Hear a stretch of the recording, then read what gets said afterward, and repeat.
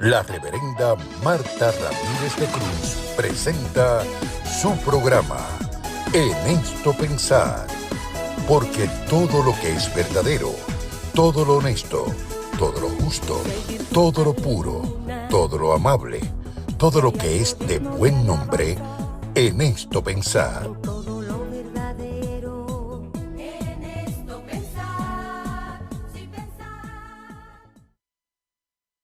Buenas noches, hermanos, amigos. Les saludo como siempre en el nombre de nuestro Señor y Salvador Jesucristo y en el mío propio. Como de costumbre, aquí contenta de poder compartir con ustedes el mensaje de vida y de esperanza y de poderle traer bendición, sosiego, paz que proviene de la palabra del Señor y de la acción del Espíritu. Siempre tenemos un invitado y sabemos que esos testimonios nos ayudan a darnos cuenta cómo Dios actúa en la práctica, en vivo, en la actualidad, porque Él es el mismo ayer, hoy, por los siglos. Así que yo sé que el programa de hoy te va a bendecir y vas a ver una vez más el proceso de restauración y de gloria de Dios en una vida. Hoy está con nosotros para ello el reverendo José Roca, que hasta recientemente fue el pastor de la Iglesia Cristiana Discípulos de Cristo en Palmarito, en Barrio Negros. Pasa que ahora se congrega en Palmarito. Y como yo, pues se jubiló recientemente, pero también como yo, activo, llevando el mensaje, predicando donde quiera lo invitan y haciendo lo que nos apasiona, llevar palabra de Dios y esperanza.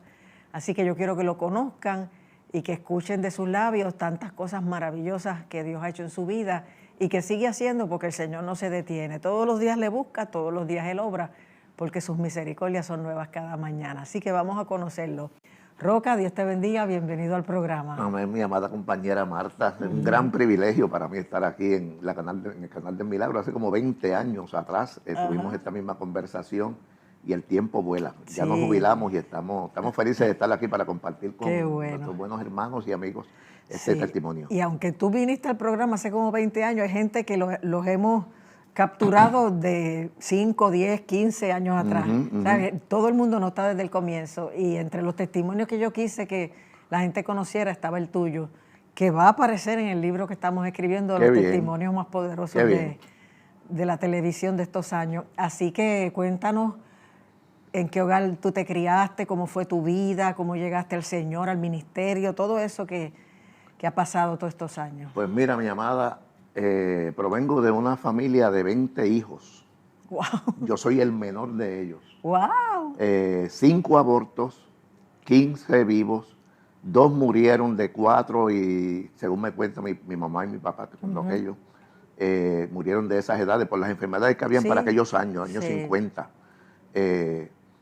Y vengo de esa familia, 13 hijos, que yo no sé cómo mami lo hacía para criarlos, pero yo sé que tuvo que haber sido bien difícil para ellos.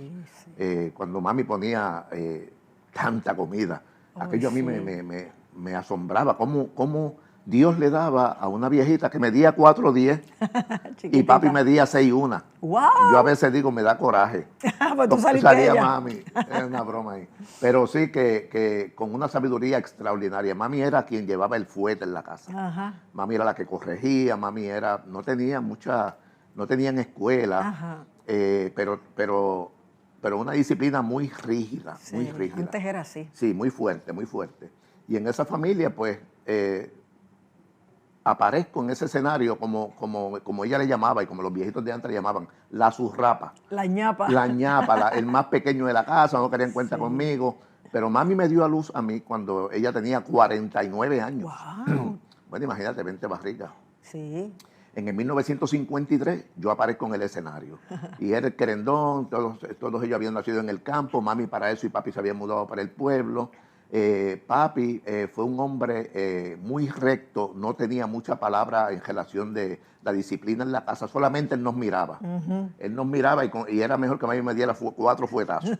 Esa fue la historia nuestra, ¿verdad?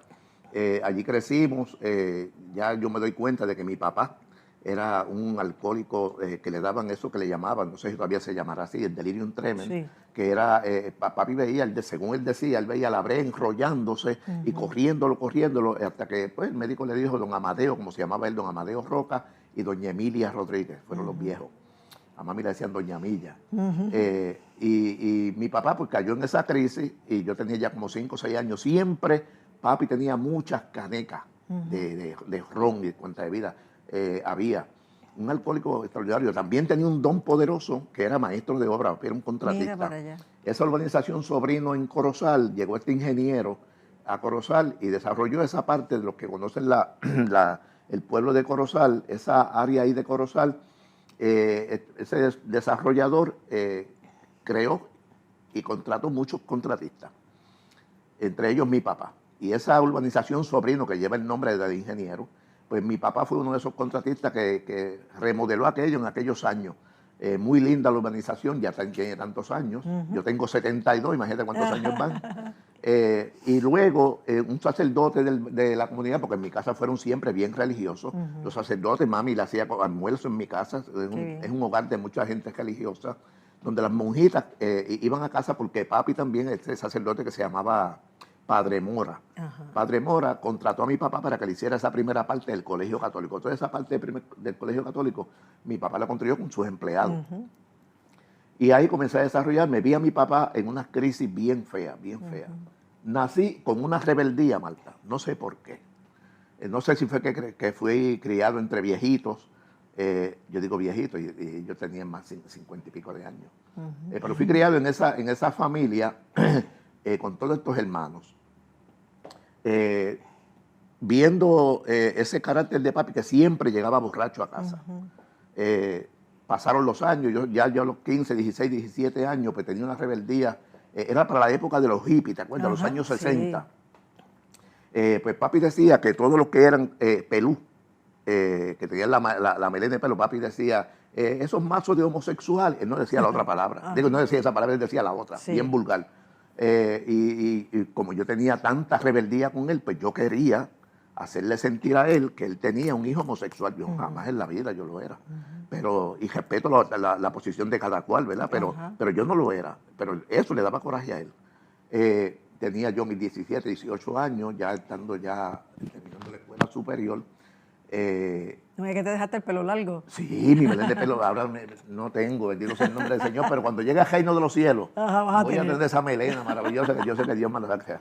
Pero mira, en esa experiencia, pues todo lo que le daba rabia, papi era bien político, bien político. Papi era más estadista que Luis Ferrer con todos sus allegados. Pues yo le decía a papi que yo era socialista comunista. Yo no sabía lo que era eso, pero le daba rabia. La cosa es hacer lo contrario que él siempre te decía. Todo lo que sufriera, pues a papi odiaba el color negro, odiaba el color rojo.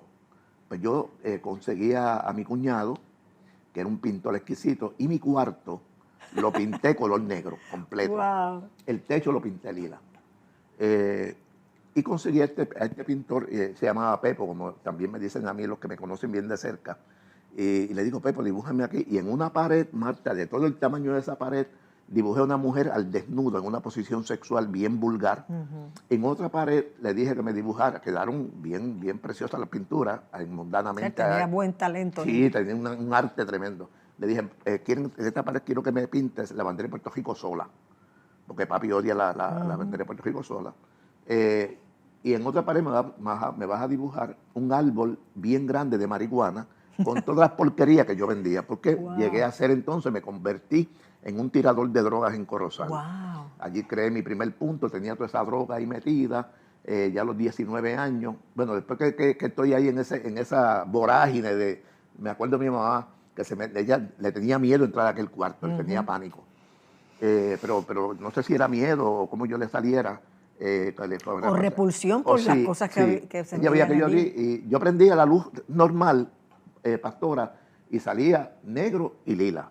Cuando tú prendías la luz fluorescente, como en una discoteca, salían todas esas pinturas, la mujer desnuda, la bandera de Puerto Rico, el árbol de marihuana con todas las porquerías que yo vendía. Y en otra pared, un montón de malas palabras. En la puerta que tú entrabas a mi cuarto, por el lado de allá la pinté rojo. ¿Por qué? Porque ahí estaba el comedor el Sagrado Corazón de Jesús, que mami lo tenía ahí bien grande, y ahí se sentaban los sacerdotes y las Sí. monjitas, y mami le hacía una suculenta de comida.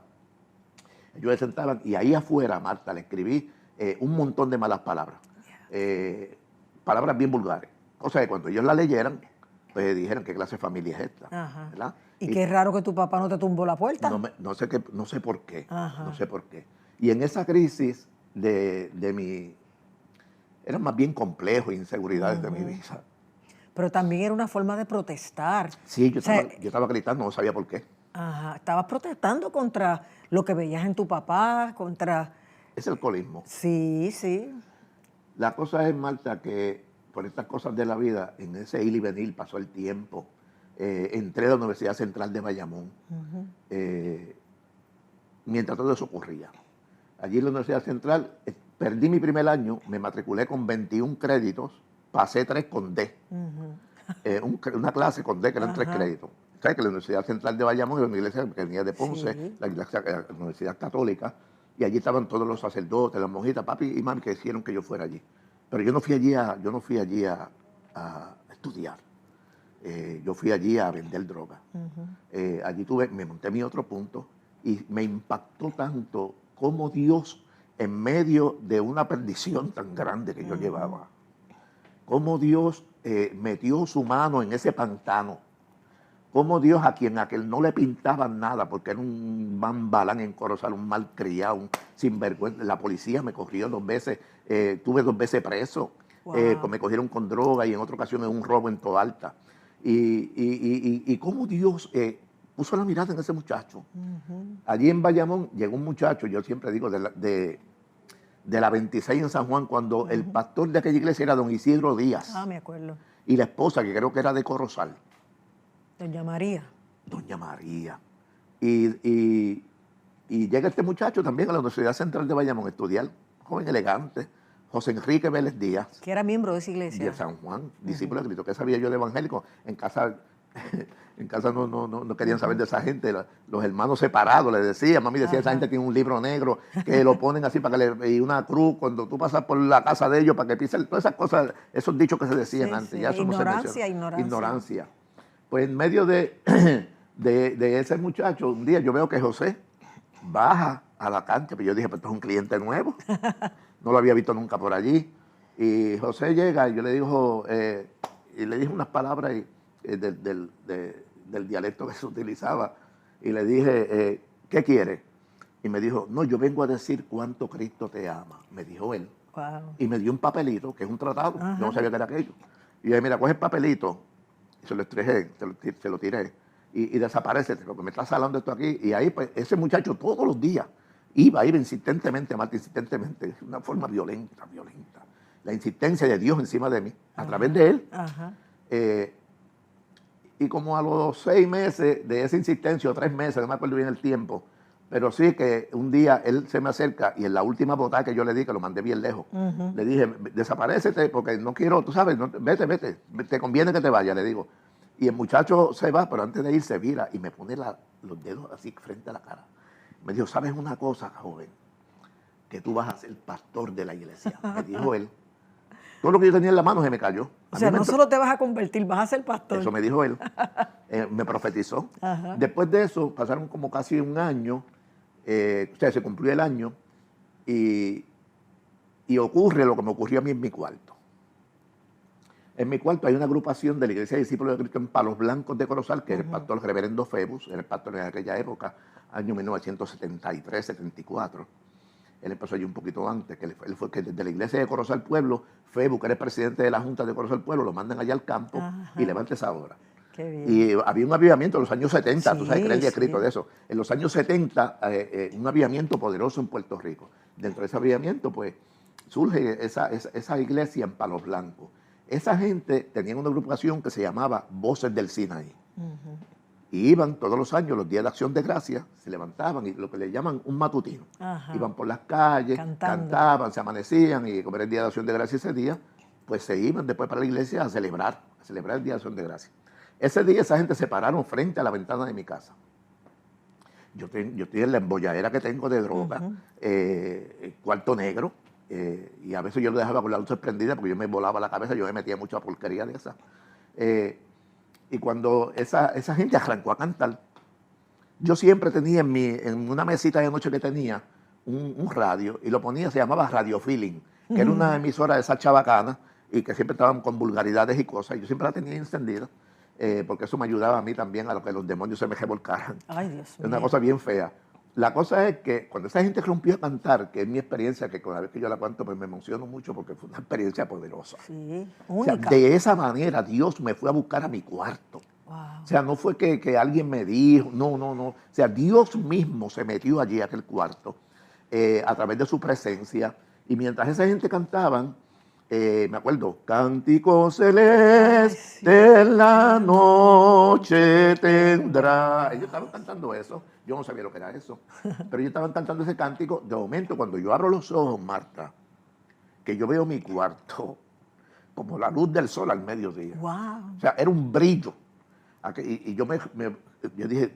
¿Sí no, te deslumbró? No, yo traté de pararme, pero no podía. O sea, era tan fuerte la presencia del Señor. Dentro de mi cuarto, los que saben lo que es la sinfónica, allí habían arpas, violines, guitarras, bajos, cuanto instrumento de cuerda, cuanto instrumento de percusión, cuanto instrumento de viento te puedas imaginar, sonaban en mi cuarto. O sea, Dios me fue a rescatar, Marta, con un concierto. Wow. Y yo quiero hacer un paréntesis aquí porque puede ser que haya una mamá o un papá que tenga un hijo, un esposo, una hermana, un vecino, que no le pintan nada. Pero yo quiero decirte hoy, en el nombre del Señor, Amén, que hay un aleluya. Dios poderoso. Sí. Van 52 años de esta experiencia. Aleluya. La tengo viva ahí, porque fue Dios quien me rescató a través de esta experiencia maravillosa. Aleluya. Vuelvo acá y aquella luz poderosa, muy poderosa. Traté de levantarme, Marta, no pude, gateando. Yo decía, pero ¿dónde está el color negro? ¿Dónde están las pinturas? Y llegué al switch a gata, le di para arriba, no cambiaba nada. Y dentro de mi cuarto, esa orquesta, esa música nunca se acabó. Mami odiaba, pero de una forma radical, los evangélicos. Wow. Una forma violenta. Porque mi hermano Wilfredo Roca se había casado, que fue un alcohólico también, porque tú sabes, mi bisabuelo, mi papá, Sí, mi eso era abuelo. generacional. Sí, esas maldiciones Lo heredaban. generacionales. Pues mi hermano era alcohólico, yo era alcohólico, mi otro hermano también. Éramos 3 varones, las otras eran mujeres. Y mi hermano, pues, por esas cosas de la vida, se conoce esta muchacha que es hermana de Reverendo Febus, con 4 muchachos que no eran de él, chiquititos. Del último, yo creo que el más chiquito que tenía eran 6 meses, y ella se fue para Estados Unidos, que es un testimonio aparte, contundente, donde ella se había separado de su esposo, llega a Puerto Rico, mi hermano la ve, mi hermano lo habían contratado para firmar profesional porque ya era doble, era un pitcher poderoso, y estaba en la Universidad de Ponce también, pero alcohólico.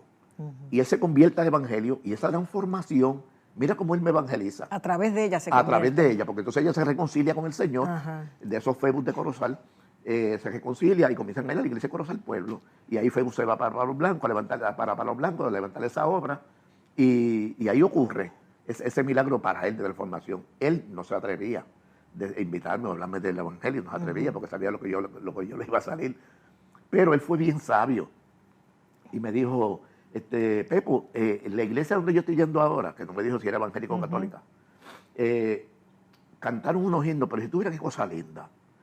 Yo sé tocar guitarra. Y me dijo, cógete la guitarrita. Pero nadie se metía a aquel cuarto. Y él se atrevió. Yo le decía, si tú quieres contarme eso, vámonos al cuarto. Pues yo dije, no va a entrar. Pero entró. Y se metió allí al cuarto y cantó un cántico. Es en forma de bolero, es en forma de merengue, es en forma de paso doble. Y él me decía los ritmos y yo los tocaba y él los cantaba. Mientras él cantaba eso, Marta, mis lágrimas bajaban. Él no me decía, ese es el Espíritu. No me decía nada. Calladito. Calladito, se iba y me dejaba con esa hambre. Y ese calcomillo por dentro. Y yo decía, Dios mío, ¿qué es lo que él tiene? Porque él antes me hablaba y no era así, ahora me habla y yo siento algo, ¿verdad? Y es esa gracia de Dios cuando tú la tienes, que la transmites. Gloria a Dios. Y en medio de esa experiencia de mi hermano, esos unos cuantos domingos, venía domingo tras domingo, y yo sentía esa experiencia linda. ¿Y tu mamá qué dijo cuando supo que tu hermano se había convertido? Oh, eso fue un escándalo en mi casa. Sí. No, eso fue un escándalo. Cuando te cuente lo otro, lo que ella me dijo, pues fue un escándalo bien. Sí, Pues acuérdate que están los religiosos en mi casa. Y fue una cosa bien difícil para ella, una traición para ella. Y entonces mi hermano, ya habían pasado como 3 o 4 domingos, llegó el Día de Acción de Gracias, ellos arrancan a cantar, yo estoy en el piso tirado, con esa orquesta que Dios mandó allí, y de momento mi hermana, que siempre se quedó en mi casa, Pepo, dime Hilda, ahí están los evangélicos. Y yo dije, ¿quién? ¿Pero qué hacen ellos aquí? Pues no sé, ahí están cantando ahí. Y cuando yo abro la ventana, que me pude incorporar a gata, Marta, yo no tenía fuerza en las rodillas. Wow. Abro la ventana y cuando veo, Marta, un aguacero de esos torrenciales y esa gente bajo ese aguacero. Esa gente brava que se atreven, ¿sabes? Que no miran el clima para salir. Sí. Esos José Enrique Vélez de la 26 en San Juan, que no importa dónde tú te vas a meter, aleluya. Ajá. Ellos tienen una encomienda de Dios para rescatar a alguien. Aleluya. Y esa agrupación, eran como 20, creo que la agrupación, coordinaron para salir y todo, como se jajaron como 7 o 8, o sea, que no desearon de ir porque miren cómo este clima, está tan loca. Y era que Dios iba detrás de este muchacho. Ajá. Y los locos se quedaron, los inteligentes se quedaron y los sabios bajaron a la aldea Vázquez de Corozal a buscar a ese muchacho. Y era una insistencia de Dios. Esa gente, cuando yo abro la puerta, la ventana, Marta, y veo a esa gente, ese aguacero, una guitarrita. Y a esa guitarra se le habían partido 2 cuerdas. Y yo decía, ¿y dónde están los otros músicos que yo estaba oyendo porque esa música nunca se fue? Wow. O sea, era una orquesta, pero poderosa. Y yo erizado. Mi sensación cuando yo estaba recibiendo ese impacto de Dios, para que los hermanos que nos escuchan me puedan entender, es como cuando tú vas a la playa, te metes a la playa, sales, te revuelcas en la arena y alguien te echa un cubito de agua y tú sientes ese arenero. Sí. Esa es mi misma impresión, como Dios limpiando mi vida por dentro. Aleluya. Algo sobrenatural, limpiándome. Yo sé que cuando esa canción terminó, yo me asomo, porque antes no habían baños en la casa, era una letrina lo que había en casa. Pues mami hacía se llama una escupidera, se llamaba. Los viejitos me van a entender. Tenían esa escupidera, hacían sus necesidades ahí y después iban al otro día a la letrina y echaban eso ahí. Exacto. Y mantenían eso ahí bien limpiecito. Pero yo decía, mami tiene que estar con los orines. Porque si esos evangélicos están ahí, mami le va a tirar orina y le va a soltar el espejo. Había un caso de un espejo bravo. Mami, yo estoy segura que se lo va. Y cuando yo me asomo, Marta, había una trajacita así y mami estaba ahí despierta, escuchándolos a ellos, pero acá llorando también. Ay, Dios mío. Yo decía, Dios mío. Bueno, arranco con esa gente, me puse la ropa y hasta el día de hoy, 52 años más tarde que te lo estoy contando. Wow. Esa experiencia de esa transformación. Cuando yo me acuerdo que en ese proceso, la esposa de quien me hizo esa pintura, la esposa, que era mi hermana Vidalina, en casa habían de todo. Papi era un indio, mami era blanquita. Pues mi hermano tenía el pelo, que no era que se lo pintaba, era como color azul marino, era un negro intenso, los ojos amarillos como los gatos, bajita así como yo. Y esta muchacha se casa con este pintor que se llama Pepo Gali, que también murió. Y tienen una nena. Cuando me dicen, ella la hospitalizaron porque estaba súper embarazada y era que tenía 5 meses y lo que tenía era una pancreatitis. La pipa le creció bien grande. Nos mandaron a buscarla al centro médico. Cuando llegamos allá, yo creía que era que estaba de alta. Y cuando cuando llegamos allá al centro médico, el centro médico nos dice, métase en ese cuartito. Y cuando nos metieron en el cuartito, el médico viene para acá, hicimos todo lo posible. Y cuando nos dijo que se murió mi hermano, ay, Dios mío. Yo comencé a gritar, llegamos a Corozal, y por esas cosas de la vida, Miguel Ángel Morales, papá, era pastor de la iglesia Calle Culto en Corozal. Y mi hermano se estaba congregando ahí, y yo no sé por qué, bueno, Dios, ¿verdad? Pero yo no, en aquel momento yo decía, yo no sé cómo es que mami le dijo a mi hermano, mira, tráete a los evangélicos esos que tú te estás, y que digan algo aquí también. Wow. Yo dije, Dios mío. Pues yo estoy, la historia de la corte es que yo estoy frente a la caja de mi hermana llorando. Yo estoy llorando porque mi hermana se murió. Era la más chiquita de casa. Y de momento ese grupo de los Febus comenzó a cantar. Y cuando esa gente dijeron unas palabras, Miguel Ángel dijo unas palabras, a mí se me erizó cuanto pelo tenía. Era gente poderosa en el Señor. No. De eso, bueno, quedan, sí. Quedan. Son pocos los que hacen juicio y muchos somos los otros. Pero sí, hay mucha gente con aceite todavía. Pero Miguel Ángel, tú sabes cómo era. Manu Lucas, ya le hablaba de esa Sí. manera. Y fue un pastor bien querido. Nunca yo creo que hizo 2 años en una iglesia. Fue pastor en Maná y toda esta gente. Dios lo movía mucho a Sí, apagar fuegos y a restaurar. sí, ese era su ministerio. Y entonces Miguel Ángel está diciendo las palabras, manda a cantar al grupo Febus, y cuando esa gente rompió a cantar, que yo estoy frente al féretro de mi hermana, llorando a todo lo que da, mi llanto cambió, porque esa canción que ellos estaban cantando fue la misma sensación que yo sentí mientras entraba en el cuarto que mi hermano cantaba. Wow. O sea, ese arenero, Ajá. como que Dios acabando de limpiar lo que quedaba. Aleluya. Fue una experiencia contundente, poderosa, de limpieza, algo maravilloso. Y tú dices limpieza, pero era también rompiendo ataduras, Sí. liberándote de todos esos demonios. Ujú. Wow. Sí, fue una experiencia bien impactante. Yo no me acordaba ni de la mitad de tu testimonio. Qué bueno que te traes otra vez. Sí, fue bien contundente y siempre me emociono porque es como si lo viviera. Sí. Porque eso a mí nunca se ha borrado de la mente, cómo fue que Dios llegó allí. Aleluya. No por los pecados que tenía, es por el amor que Dios impartió. Ay, sí. Sí, es ese amor que Dios metió la mano, como yo digo, en un fango, en un pozo muro, Sí. que era mi vida. ¿Y tú eras el único destino del grupo en esa madrugada? ¿O ellos iban a ir a otras casas? No, iban a ir a otras casas. Ah, No, ok. después yo seguí con ellos. Nos fuimos por toda la aldea, el Saliste y puente te- de la aldea, el colegio católico, toda esa gente. Yo seguí con ellos, yo no sabía que era aquello, pero erizado. Ajá. Ese día arrancaron después para Palos Blancos, y en Palos Blancos, pues allá pues yo le entrego mi vida al Señor. Aleluya. Febo cuando vio eso, que como ellos me decían, Roquita, Ajá. que Roquita, ¿qué? ¿Qué tú? Y ellos bien impactados. Y me acuerdo que a los 3 meses de yo estar en la iglesia, a los 3 meses, Febo me mandó a predicar. Me dijo, no, yo quiero que tú, pero Febo, yo no sé nada de Biblia. Y me puso a cuenta algo. Y él hizo en la presentación, hizo una... Imagino que hablaste de tu testimonio, ¿verdad? No, si yo no dije nada. Si tú supieras cómo fue eso, una cosa violenta. Él me dijo, y ahora el hermano Pepo Roca, que nos va a contar parte de su historia. Yo estaba tan nervioso que cogí el micrófono y esto fue lo que yo dije. Mi amado hermano, Dios lo bendiga. Estuve con un minuto diciendo alguna cosa. Y dije, Pastor Febo con ustedes. Y esa fue la primera predicación mía. Y Febo se me acerca. Y mira lo que me dice, qué sabiduría. Sí. Él siempre vio que yo iba a ser pastor. Aleluya. Me lo decía desde el principio. Me decía, excelente, Pepo, tremendo. Lo que me estaba diciendo era, yo no sé qué excelencia le estaba llamando, era el atrevimiento que tuve de meter mano a eso. Sí. Y en esa trayectoria, mi vida fue una vida bien difícil, bien difícil. Me acuerdo en las redadas que hicieron en Corozal, hicieron una de droga, habían tantos policías, yo estaba dentro de un Volkswagen que yo tenía, que lo tenía lleno de droga. Yo andaba con 2 muchachos, que después me los gané para el Señor. A uno le decían Pluma y el otro no me acuerdo quién era. Ay, Señor. Y estábamos ahí frente a la casa del sacerdote Padre Mora. Allí había un monte que estaba estupendo para eso. Y mientras eso estaba pasando, alguien dijo algo, choteó, como dicen en la calle, y fue ese montón de policías. Bájese del carro. Pues el muchacho vio que el policía estaba ahí, le metió una patada a mi puerta, a la puerta del carro de donde él se sienta, y tiró al policía para allá. Se fueron a coger a Juan Carlos, era el otro, que era un cuñado de él, y se fueron monte abajo y un montón de tiros a ellos, y yo me quedé ahí. Ahí me cogieron con todo lo que tenían. Y el policía, era un policía que me llevó a Toa Alta. Eso es antes de convertirte. Antes de convertirme, mucho antes de convertirme, eso fue los inicios en esa vida de calle.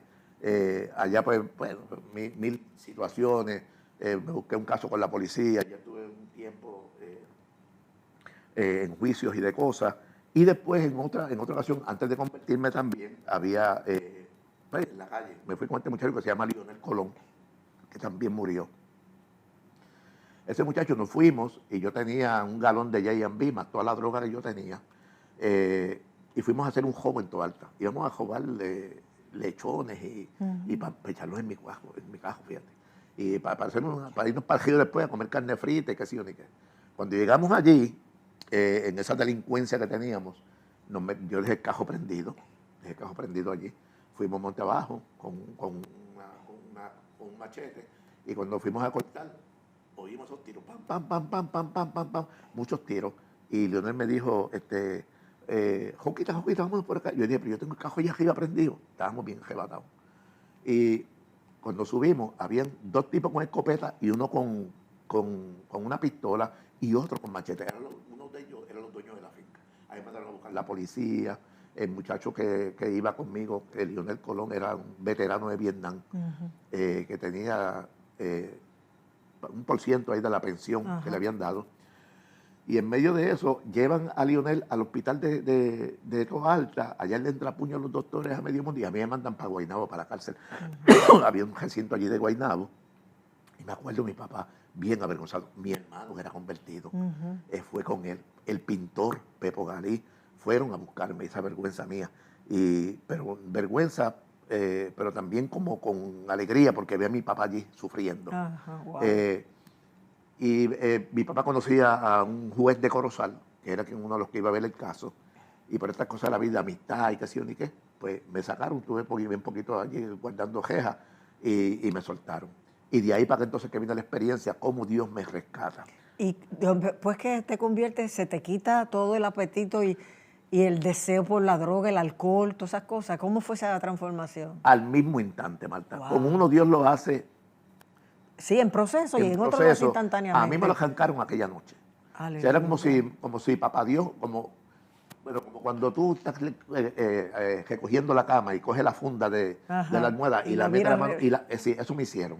Wow. Y por eso te digo que la sensación fue como ese arenero que me salía de encima. Inmediatamente yo al otro día no sentía nada. Bueno, yo tenía un montón de drogas que le tiré, la floché para abajo. Wow. Todo lo que tenía allí lo floché, lo boté, porque lo que entró dentro de mi vida, Marta, fue algo no programado por ningún ser humano aquí en la tierra. O sea, fue Dios mismo. O sea, sí, yo entendí que fue Dios, pero Santo, sí, con Dios. Fue una experiencia de tú a tú. Yo creo que de esa manera fue que papá Dios quiso buscarme, aunque lo había intentado muchas veces. Muchas veces papá Dios siempre estaba detrás de mí. Ay, sí. ¿Y cómo entonces llegas al ministerio? Pues llego al ministerio, pues entonces estuve 13 años en esa iglesia para los blancos. Ya Febus a los 2 años me dijo, tú vas a ser pastor. Y me siguió ahí dando oportunidades, para no contarte muchos detalles. Me dio muchas oportunidades, presidente de junta, diácono, anciano, me dio muchas oportunidades. Sí, te desarrolló como líder. Sí, como un líder. Ya a los 13 años Febus sale de Palos Blancos a pastorear al pueblo de Barranquita. Ahí entra la reverenda Abigail Rosado Quiles. Abigail Rosado, llegó ella en el 1980 a la iglesia, se jubiló allí. En 1980 ya llega y ahí yo comienzo. Ya hacía bastante tiempo, me acuerdo, dándole un poco la película para atrás, que mi hermano me invitó para un culto en la casa de reverendo Febus. Y había una muchacha que, por cierto, hoy tiene un restaurante allí en el Abanico que se llama el restaurante Candella. Sí. Excelente, ellos son de la iglesia de Maná. Sí, muy buenos. Yo siempre vi allí casi todos los domingos. Y esa muchacha vino del movimiento carismático católico, con Padre Víctor en Orocovis. Y esa muchacha se convierte en sacerdote también. Lo sacaron de la iglesia por el movimiento carismático aquel que hubo. Fue un escándalo en Corozal, pero ella se convierte entonces a ese movimiento carismático, conoce a Febus, y Febus le invita para que fuera a su casa y haga un culto. Y mi hermano pues me dice, Pepo, mira, hay una muchacha católica que va a predicar allí en la iglesia católica. Vaya, sí, yo fui. Y Dios ha usado a esa mujer. Aleluya. Eso fue uno de los llamados antes de yo tener esa experiencia. Entonces, en relación a mi, cómo yo entré al ministerio, pues en 1980, ahí ya Dios me había dado por muchas maneras, entre ellos a mi hermana Teresita Torres y Albert Morales, que fueron pastores nuestros en Barrio Nuevo. Ellos fueron pastores allí. Y ellos comenzaron, Papá Dios comenzó conmigo y el pastor Febus y la pastora Abigail a formarme. Cuando yo sabía, Marta, que Dios me había llamado, eso era innegable, pero yo quería y le dije a Papá Dios, Señor, yo te suplico que la última persona que te voy a pedir que me afirme este ministerio sea la pastora Abigail. Estábamos en un culto de esto, antes se daba, no sé si todavía se dan, pero en las iglesias, en esos años 80, se daba el culto y el último domingo de mes era un culto extendido, desde las 9 de la mañana, 8:30 de la mañana, hasta las 12, una por ahí, y después se iban por un hogar y allá terminaban como a las 3 de la tarde. En ese retiro, pues mi esposa, yo tenía los 5 nenes chiquititos, estábamos en el culto allá para terminar, y me acuerdo que Abigail mandó a hacer un círculo, hagan un círculo de oración aquí, que nos vamos a despedir. Ella va a despedir el culto. Tómese de la mano. Y de momento ella está haciendo la oración y Dios la toma como un trompito.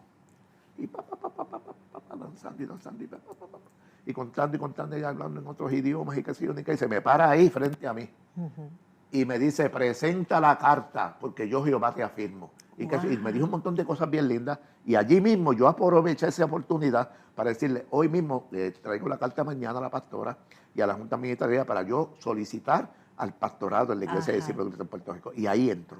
Wow. Y ahí comenzó esa experiencia. Para los blancos, ya el reverendo Galí, que yo me lo gané para el Señor, fue pastor allí en Barrio Negros, que estuvo 9 años. Se queda aquella vacante y ahí entonces ya yo en el 87 me habían escogido como pastor a nivel del gabinete y la junta representativa y Negros me llama. Y ahí empecé en 1987 esa labor allí que amé tanto. 13 años estuve allí. En esos 13 años Dios me llama entonces al pueblo de Barranquita.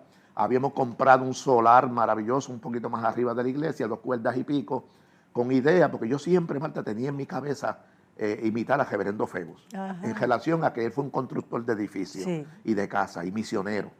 Y yo quería imitar a ese mi papá. Yo quería imitarlo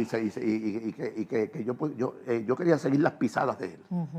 No tanto imitar, sino seguir las pisadas de él. Él fue tu mentor y una inspiración para ti, tu maestro. Exactamente. Pues entonces, seguimos ahí en esa compra, compramos ese terreno y cuando comienzo a levantar, que me lo hizo el esposo de esta muchacha pastora Rosa, Fernández, Héctor Fernández, me hizo el plano estructural de aquella casa donde todo eso para arriba. Papá Dios comienza a llamarme para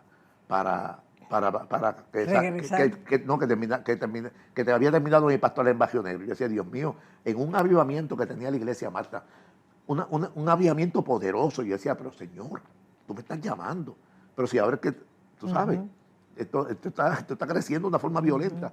Pues ahí decido obedecer y le digo, pues vamos, Señor, te voy a pedir, porque vino cuando esto estaba el hermano de Samuel Pagán, que era Daniel Pagán, que era el de recursos naturales. Y yo dije, pues yo tengo una conexión aquí, porque todo ese terreno que compramos tenía un montón de palos de eucaliptos que había que tronchar y no era permitido. El plano para hacer la parte para limpiar el terreno nos costaba una bióloga. Tenía que venir, creo que era una bióloga, no sé si era bióloga la palabra, era una persona que tenía el conocimiento de preparar planos para cuando hay poda de árboles, que corta uno y siembra 2. Y nos hizo un plano de eso, valía 6,000 pesos. Y yo decidí llamar entonces a este muchacho Daniel, pero nunca se dio el contacto. Y le dije, Señor, como esto está complicado, yo voy a entender y voy a aceptar lo que tú me estás diciendo de que me voy de aquí. Si tú me mandas a alguien de recursos naturales aquí, a mi oficina, y me dice que puedo cortar los árboles que quiera, porque nos pusieron, mira, si eres mamotreto que había que leer. Sí, de los requisitos. De los requisitos para poder cortar árboles. Al poco tiempo... Ya se te acabó el tiempo, pero te estoy dando un poquito más por lo interesante que pues está, bien. Hay que avanzar. Pues al poco tiempo, aparece al parking de la iglesia ese señor, una guagua de recursos naturales, que me entregó un papelito. ¿Quién es el señor Pastor Joca? ¿Ustedes tienen una poda de árboles? Sí. Y yo pegué a temblar, porque yo sabía que era Dios. Y lo llevé allá arriba al tejeno. Y cuando lo llevé al tejeno, ¿cuántos son los árboles que usted va a cortar? No me atreví a decirle, porque eran todos. Y en medio de eso me dice, pues mira, yo tengo aquí un permiso simple, una hoja. Fírmala aquí y puedes cortar los que tú desees. ¡Wow! Y ahí acabó la historia. Ahí cortamos y comenzamos esa construcción, lo elevamos y ahí papá Dios me lleva a Barranquita. Y hasta ahí mi historia. Pero luego te trae de vuelta a Negros. Luego, sí, me trae de vuelta a Negros, porque entonces yo pastoreé Barranquita casi 3 años, 2 años y 11 meses, por ahí 10 meses. De ahí papá Dios me lleva ahí Bonito, que fue una pastoral extraordinaria, de muchos milagros, muchos milagros. Aleluya. Ahí Dios vuelve cuando Barrio Negro tuvo una situación particular y Dios comienza a llamarme de que era necesario que yo bajara a Negro. No te cuento los detalles, pero regreso a Negro. Cuando regreso a Negro, ya el templo estaba, pues, habían hecho bastante. Estábamos en la capillita y ahí regreso a Negro en el 2006. Bien poquita gente, había muy poquita gente. Estábamos en la capillita vieja, como algunos 30, 40 y pico habían, quedaban, porque sucedía esa situación, quizás menos. Me acuerdo que yo fui a un culto evangelístico y estaba el que iba a dirigir, el que iba a cantar y el presidente de la Junta, más nadie. Y yo que fui a ver con la gente que había, con la que yo contaba, que no fueron las mismas que dejé. Pues esa experiencia me sirvió a mí para retar a la iglesia. Y comenzamos, Dios nos dio una bendición gigante, Marta, gigante. Pudimos terminar aquel templo, ya a los 6 meses yo estar allí.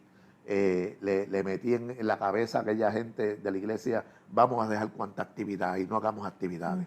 Vamos a creerle a Dios y vamos a hablar de la bendición del ofrendar. Y comencé por ir para abajo, se eliminaron todas las actividades y aquel presupuesto que estaba chiquitito. Había un ministerio en la iglesia que traía entre 18 a 21 mil dólares al año a la iglesia en actividades, eran catering. Y yo le propuse a la iglesia, eliminamos eso también porque esa gente nunca está en la iglesia, no se están alimentando y vamos a hablar de la bendición del dar. Y le metí por ahí para abajo, ya al año, ya ese presupuesto estaba por allá arriba. Aleluya. Construimos ese templo para 400 personas, 380 personas, y cuando salí ahora, que me jubilé, aparte de tantos milagros que me amanezco aquí, para el próximo programa te cuento algunos, de esos milagros que fueron poderosos, dejé allí 300 y pico de personas. Aleluya. No hay préstamos, el templo remodelado, y allí está el reverendo Ulises Burgo, que lo amo con todo el corazón. Que porque llegó está así, ahora de nuevo pastor. Llega allí, sí, Wow. allí estamos. De esa manera Dios nos capturó, y ahora en la jubilación que estamos allí ayudando a nuestra iglesia Discípulos de Cristo en Barrio Palmaritos de Corozal, con una experiencia linda. Y predicando donde quiera te invitan. Mira, yo no salía de negro, porque tú sabes que los pastores Sí, no nos gusta así salir me de la pasaba a mí. congregación. Sí. Ahora estás libre para aceptar invitaciones. Bueno, en mayo tenía 9 compromisos, entre funerales y Wow. predicaciones y bodas y todas estas cosas. La verdad que es bien edificante y bien impresionante ese testimonio tuyo. Aleluya. Amén. Me gozo, pero tremendamente, y me alegro de haberlo escuchado otra vez. Amén. No se puede perder la fe y la esperanza. Sí. Dios sigue haciendo maravillas y como Dios honra la fidelidad de sus hijos y de sus siervos, como ese grupito. Dios es Dios. ¡Wow! Sí. O sea, Se todo atrevieron, es maravilloso, pero sí. vamos entonces a concluir esta parte. De veras te agradezco que hayas venido, Estamos a la orden. que hayas compartido esto. Aleluya. Y sigue, porque este testimonio lo tiene que oír mucha gente. Lo bueno de esto es que sale original viernes, pero después lo repiten domingo, lunes y miércoles. Mira qué bien, Sí. qué bien. O sea, que tiene Domingo un a la alcance muy amplio. Sí, viernes a las 8 de la noche, domingo a las 12 de la medianoche, el lunes a las 9 de la mañana y miércoles a las 2 de la tarde. Son 4 públicos diferentes. Qué bien. De gente que se edifica, que escucha y que puede desear que tú vayas a su comunidad de fe a compartir esto, porque la verdad es que hace falta que la gente vea las maravillas que el Señor sigue haciendo y de la delincuencia al pastorado, pero Wow, con sí. éxito y con gloria y Sí. con fidelidad y fruto, porque no es Sí.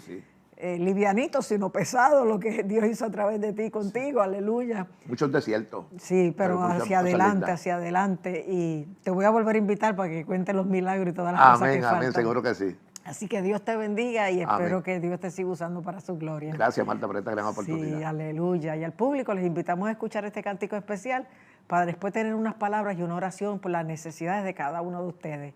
Así que síganse gozando. Adelante.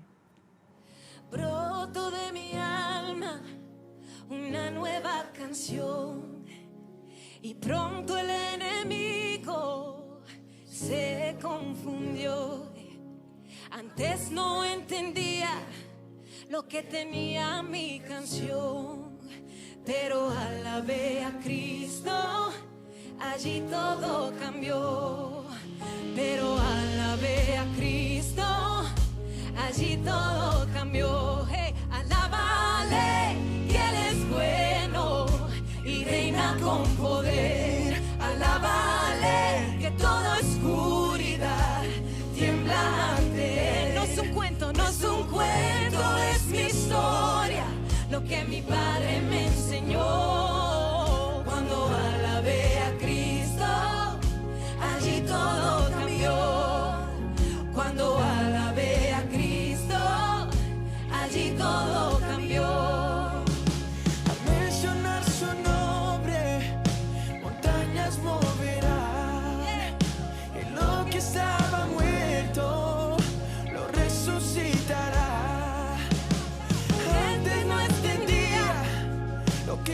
sería mi canción. Pero alabé a Cristo, allí todo cambió. Alábale, que Él es bueno y reina con poder. Alábale, que toda oscuridad tiembla ante Él. No es un cuento, es mi historia, lo que mi Padre me enseñó. Cuando alabé a Cristo, allí todo cambió. Cuando alabé a Cristo, allí todo cambió.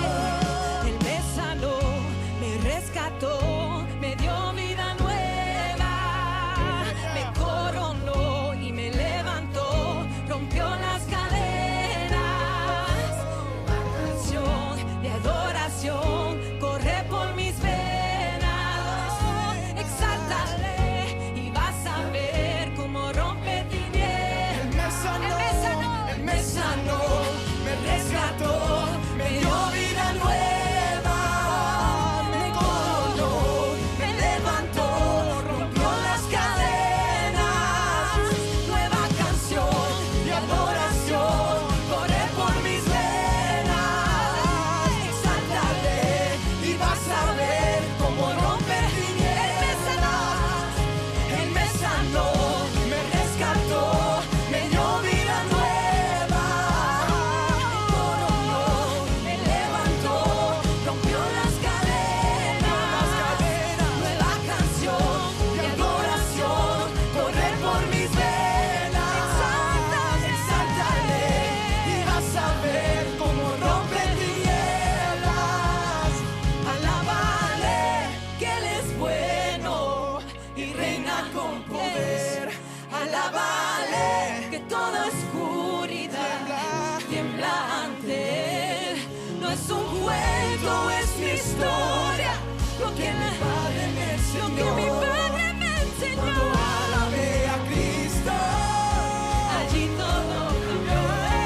Alábale, que Él es bueno y reina con poder. Alábale, que toda oscuridad tiembla ante Él. No es un cuento, es mi historia, lo que mi Padre me enseñó. Cuando alabé a Cristo, allí todo cambió. Cuando alabé a Cristo, allí todo cambió. No es un cuento. Esto no es just a story that we talk about, right? Aleluya. Gloria al nombre del Señor. Qué precioso el ver esos jóvenes cantando acerca del cambio que el Señor ha producido en sus vidas, como lo ha hecho con nosotros. Yo mientras los escuchaba me acordé del hijo de la viuda de Naín, una mujer que perdió su único hijo, que era viuda, y encima de eso su único hijo muere.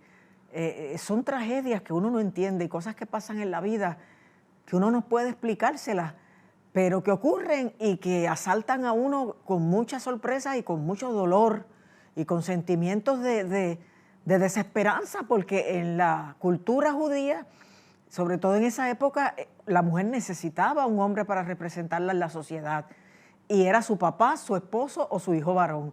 Y en este caso, ya ella era una adulta, no tenía su papá, su esposo había muerto y ahora su único hijo muere. Y dice que Jesús iba hacia la ciudad de Naín y entrando por la puerta iba con sus discípulos y una gran multitud que le seguía. Y dice que entrando por la puerta de la ciudad ve ese féretro que iba a enterrar a ese muchacho, hijo único de su madre viuda, y una gran multitud con ella. Y dice que cuando el Señor la vio, se compadeció de ella, porque eso es lo que me gusta a mí del Señor. Él está con uno en todo momento, pero en las peores, en los momentos más duros, ahí es que Dios se luce. Ahí es que su fortaleza, su consuelo, su paz, su testimonio llega y hace cosas tremendas. Es como dice el salmista, aunque muchas son las aflicciones del justo, pero de todas ellas le librará Jehová, porque aunque uno pasa la situación, uno experimenta liberación de la opresión, de la angustia, y uno sufre, pero con esperanza y sin angustia y con presencia, con algo que te fortalece. Y cuando Jesús la ve, se acerca y le dice, ¿sabes? Tiene compasión de ella, porque el Señor es compasivo y le duele lo que a nosotros nos duele. Y eso es lo que es la misericordia, que el corazón de Él se duele con nosotros. Y dice que se compadeció de ella y le dijo, no llores. A mí no me gusta decirle eso a la gente, porque las emociones hay que exteriorizarlas, hay que dejarlas salir, sobre todo las de dolor. Dios nos dio las lágrimas para botarlas y cuando hay dolor hay que llorar, porque si no yo creo que a uno le da un infarto o un derrame o algo así, porque uno se enferma cuando reprime las emociones. Claro, uno tiene que pedirle al Espíritu Santo dominio propio porque las emociones negativas no se pueden exteriorizar ni utilizarlas como excusa para ser agresivos, pero el dolor, el sufrimiento, la aflicción, hay que exteriorizarlo porque si no te ahoga, te asfixia, te enferma. Y sin embargo Jesús le dice a ella, no llores. ¿Cómo no iba a llorar? Si se quedaba desamparada, desprovista de todos los canales de bendición y de posibilidades que ella tenía en la sociedad. A veces Dios dice cosas que uno no las entiende, pero fíjate lo que pasa a renglón seguido, acercándose. Porque a Dios le gusta acercarse a nosotros. A Dios le gusta eliminar la distancia, hacerse bien próximo. Dice que acercándose tocó el féretro, aleluya. Y los que lo llevaban se detuvieron. ¿Sabes? Porque no se acostumbraba a tocar un muerto porque creían que se contaminaban con eso. Y más que físicamente, religiosamente. Y los que llevaban el féretro se detuvieron. O sea, ¿qué hace este? ¿Qué está pasando? ¿Qué viene al caso? Porque vamos hacia el entierro y él se mete en el medio. O sea, se encuentra la multitud que venía con Jesús en júbilo, con la multitud que venía con la viuda en tristeza. Y hay gente que está con nosotros en la alegría y hay gente que está con nosotros en el dolor. Pero cuando está Cristo por el medio, algo tiene que pasar. Y dice que cuando Jesús tocó el féretro, se detuvieron los que lo llevaban y oyen que Jesús dice, joven, a ti te digo, levántate. Imagínate hablarle a un muerto. Y era un muchacho. Y le tuvo que decir, a ti te digo, porque si dice las cosas se levantan todos los muertos que había en ese momento, porque la palabra del Señor es vida. Él es la resurrección y la vida. Y Él es el que da vida a los muertos espirituales y físicos. Y Jesús no solo se acerca a tu necesidad, sino que te da una palabra que te parece imposible, una palabra que te parece absurda, una palabra que a veces la gente dice, tú estás loca, tú estás loco creyendo algo así. Pero no, la palabra del Señor siempre se cumple. Y le dijo, joven, a ti te digo, levántate. Aleluya. Y dice que se incorporó el que había muerto y comenzó a hablar. Acuérdate que no eran las cajas de muertos de ahora. Yo imagino que lo llevaban en alguna sábana, una camilla tipo catre. Y Jesús pudo enviar el cuerpo y hablarle y tocarlo. Joven, a ti te digo, levántate. Y el Señor en esta noche le está diciendo a muchas viudas que va a levantar sus hijos, a muchas mujeres y a muchas personas que creen que no tienen posibilidades, ellos o los suyos, y que la mano de Dios se ha cortado y que la situación no es salvable. Dios le está hablando de que sí, de que Dios hace de lo imposible posible y de que Dios abre puertas para que la esperanza regrese, para que la provisión vuelva, para que las cosas cambien, para que lo imposible se dé. Y Jesús le habló a ese joven y ese joven se incorporó y empezó a hablar. Y Dios va a hablar a nuestros hijos, aleluya. Dios va a hablar a esas personas por las que estamos orando y Dios los va a levantar, se van a incorporar, van a salir de esa mortandad. Eso me recuerda el Valle de los Huesos Secos, donde Dios le dice al profeta Ezequiel, háblale a los huesos, pero qué cosa más absurda, hablarle a huesos dispersos en un valle inmenso lleno de huesos. Pero el profeta le habla y dice que empezaron a juntarse cada hueso con su hueso y subió carne y fue cubierta, primero puso tendones, después subió carne y fue cubierta de piel Y Dios le dice, vuelve a hablarle, porque aunque ya son cuerpos, están muertos. Y el profeta le habló al espíritu, espíritu, ven de los cuatro vientos y dale vida a estos muertos. Y dice que les dio vida y se levantaron y fueron un ejército grande. Y Dios va a dar vida a tu familia y van a ser un ejército grande, vivificado y lleno por el Espíritu Santo, aleluya. Y así como este joven se incorporó y habló y dio testimonio y recibió el impacto del toque y de la palabra de Jesús, no tengas dudas, aleluya, de que el Señor también está hablando a los nuestros y los va a levantar y se van a incorporar y van a dar testimonio, aleluya. Y lo que estamos esperando lo vamos a ver porque ese es nuestro Dios.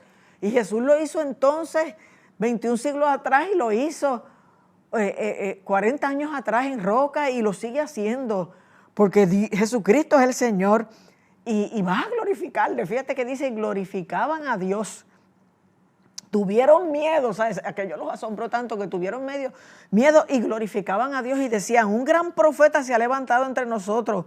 Por fin Dios ha visitado a su pueblo, aleluya. Tú también vas a decir, por fin Dios llegó a mi situación, a mi hogar, a mi familia, a la vida de mi hijo, aleluya.